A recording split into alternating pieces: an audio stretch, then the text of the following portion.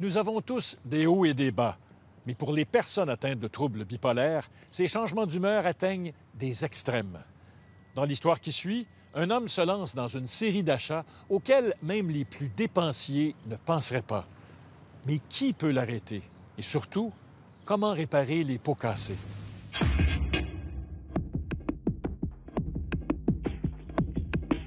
J'ai jamais été un acheteur compulsif ou quoi que ce soit de ce genre-là, auparavant. L'an dernier, un trouble de santé mentale a entraîné cet homme de 33 ans dans une série de transactions et d'achats compulsifs qui l'ont mené au bord de la faillite. Or, aucune des personnes impliquées n'a tenté de l'arrêter.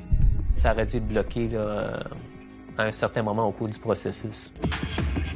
Aujourd'hui, il veut être libéré des transactions qu'il a signées. Nous allons l'appeler Jean, car il désire taire en partie son identité. Il est analyste financier. Il n'aurait jamais imaginé qu'un jour, il allait se retrouver au bord de la ruine. En ayant étudié au HEC là, en comptabilité professionnelle filière CGA, là, disons que j'avais la formation nécessaire pour savoir gérer mes finances efficacement. Depuis quelques années, Jean souffre du trouble bipolaire. À l'automne 2012, il tombe en profonde dépression.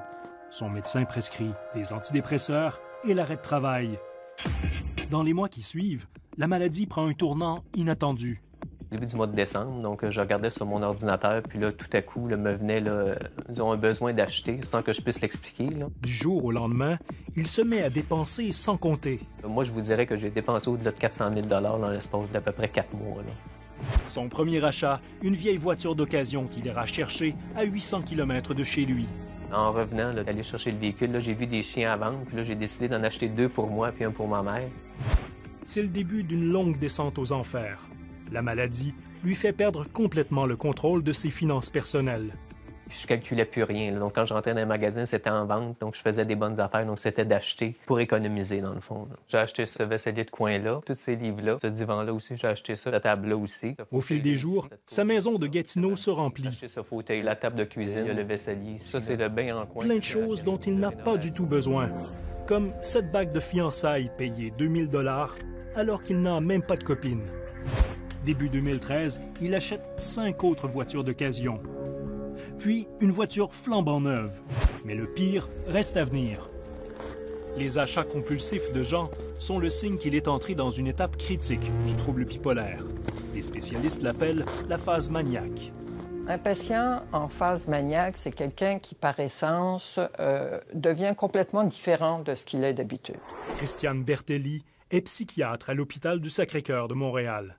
Jean est un de ses patients. C'est assez habituel qu'à ce moment-là, dans des états comme ça, le patient, finalement, se mette à faire des dépenses excessives, à faire des investissements. Il est mégalomane. Alors donc, non, il n'a absolument pas conscience de qu'est-ce que c'est que les conséquences de ce qu'il est en train de faire. Lorsqu'il apprend qu'une connaissance a une maison à vendre à Mont-Laurier, il décide de se lancer dans l'immobilier. Me vient l'idée d'investir là, spontanément. Je fais une offre d'achat à ce moment-là sans même avoir vu la maison. Jean signe aussi ce même jour une promesse d'achat pour cette autre maison de Saint-Jérôme. Donc j'avais signé 2 offres d'achat là, dans la même soirée là, qui totalisaient là, 388 000 $. Là. Selon les psychiatres, le jugement d'une personne en phase maniaque peut être complètement altéré. Elle n'est pas apte à donner un consentement libre et éclairé. Dans ces conditions, les promesses d'achat de Jean sont-elles valables au sens de la loi? Le Code civil exige justement l'aptitude. Donc, qu'est-ce que ça implique? Ça implique que vous comprenez ce que vous signez. Vous comprenez ce que vous signez, vous comprenez aussi, surtout, les conséquences que ça va créer, cet acte-là, pour vous. Marie-Annick Grégoire est professeure de droit à l'Université de Montréal. Si vous êtes sous l'effet d'une espèce de pulsion, par exemple, donc on peut parler ici dans un trouble de bipolarité, une pulsion à l'achat, que vous ne contrôlez pas, votre esprit est comme contrôlé par la pulsion à cause de la maladie mentale, à ce moment-là, oui, il y a des bonnes chances que vous ne soyez pas apte à conclure l'acte. Et le Code civil prévoit à ce moment-là que cet acte-là peut être déclaré nul parce que vous n'étiez pas en état de le conclure. À la mi-avril 2013, un mois après la signature des promesses d'achat, Jean revient graduellement à la réalité grâce à une nouvelle médication. Mais le réveil est brutal. Ça a été la fin du monde là, pour moi. C'était un gâchis d'avoir fait tout ça, parce que là, je réalisais que ça n'avait aucun sens d'être monté à quasiment 400 000 de dette. Les transactions n'étant toujours pas notariées, Jean a espoir de faire annuler les promesses d'achat. Fin avril 2013, il se rend au bureau de la notaire Joanne Bourassa, à Saint-Jérôme. Je lui ai mentionné que j'avais un diagnostic d'un psychiatre, à l'effet que j'étais en phase de manie durant tout l'hiver, finalement, 2013. Et puis qu'à ce moment-là, lorsque j'ai signé les offres d'achat, je n'étais pas apte à mesurer les conséquences de mes gestes. Il m'a expliqué qu'il voulait renoncer, annuler tout ça. Alors, c'est pas la première fois que je suis confrontée à ce genre de situation, vous savez. La notaire exige alors de voir un billet de médecin. Or, Jean n'en a pas. Il ne l'obtiendra que plusieurs mois plus tard. Avec un billet de médecin, j'aurais pu faire quelque chose pour lui. Tout le monde est présumé apte à signer, à contracter. Maître Bourassa explique alors à Jean que s'il refuse de signer, il s'expose à des poursuites de la part des vendeurs. Mais la notaire a-t-elle bien saisi que son client souffrait de troubles de santé mentale? Si on a une jambe cassée, on va le voir. Si on a un problème à un autre niveau, quand on n'a pas cette formation, on ne peut pas déceler ça. Jean est alors en profonde dépression et est terrorisé par l'idée d'être poursuivi par les vendeurs. Moi, à ce moment-là, je ne suis plus nécessairement en mesure de me défendre. Puis là, tout ce que je veux, c'est que ça finisse, là, puis je ne veux plus en entendre parler. Il finit par signer. Il devient alors propriétaire des 2 maisons. Or, il aurait été pourtant possible pour Jean de faire annuler ses promesses d'achat, billet de médecin ou pas.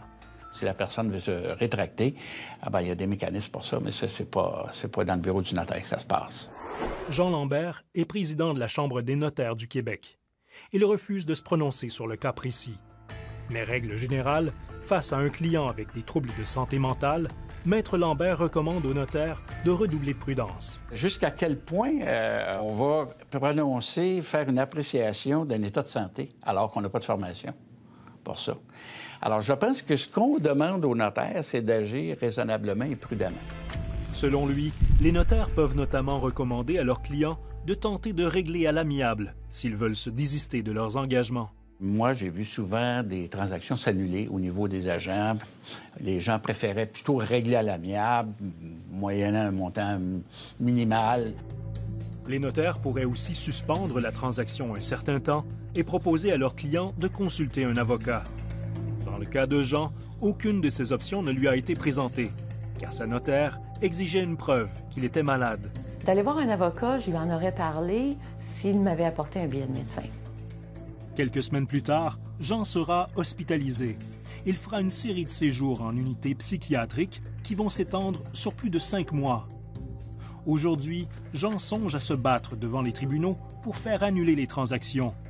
Il souhaite le faire dès qu'il aura retrouvé ses forces. Je considère que je n'ai pas à payer les conséquences de ces gestes-là, étant donné que j'étais inapte à mesurer les conséquences puis l'importance des gestes que je posais à ce moment-là.